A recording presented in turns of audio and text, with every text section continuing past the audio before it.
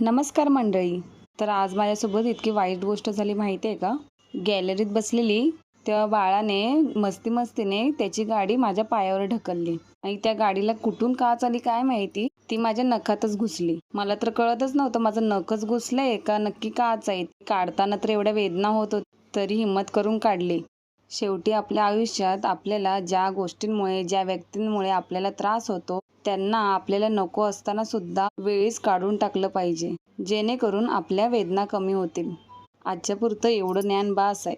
सहज अनुभवलं म्हणून तुमच्याबरोबर शेअर केलं. बाय द वे, खूप दिवस झाले केस नुसती फ्रीझी झालेली आहेत, म्हणून विचार केला केसांना थोडी कोरफड लावू. कोरफड आमच्या घरात असूनही आम्हाला लावायला वेळच भेटत नाही. वेळ भेटत नाही म्हणण्यापेक्षा आळसच लावू देत नाही. एक दिवस लावलं का झालं, परत तिकडे लक्षही द्यायचं नाही.